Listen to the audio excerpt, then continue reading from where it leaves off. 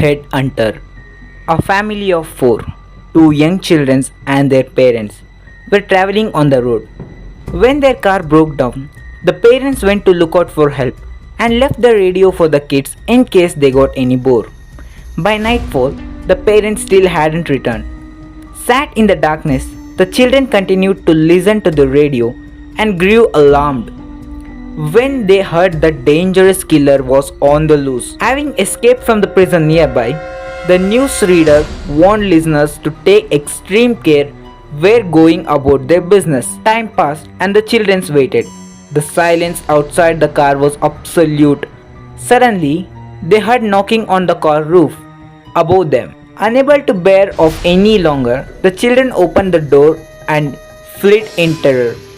Only the eldest dared to turn to see the source of their fear.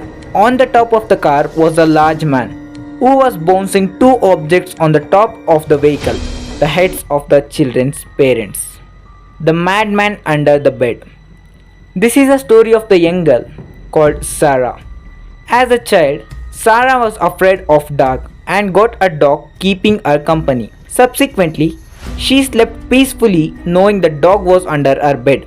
If she was afraid, she only had to reach out her hand and the dog would start licking it until she fell asleep. Year went by like this and Sarah grew up and the dog became old. One night on the radio, she heard that a dangerous murderer was escaped from the prison. With her dog at her side, Sarah was not afraid. She got into bed, stretched out her hand and the dog, as was its wont, began to lick her. She slept soundly and when she woke up, she was surprised that the dog was still licking. Looking under the bed, she screamed. The dog lay dead and the tongue that was so tirelessly licking her belonged to the man. The Graveyard Challenge. Several teenage girls went for a sleepover at friend's house, taking advantage of the fact that the parents were away. When they turned out the lights, they started talking about an old man who had just been buried in nearby cemetery. It was said that he had been buried alive and could be heard scratching at the coffin trying to get out. One of the girls scoffed at the idea, so the others dared her to go visit the grave right there and then. As proof that she had actually gone, she was driven a wood stake into the earth of grave.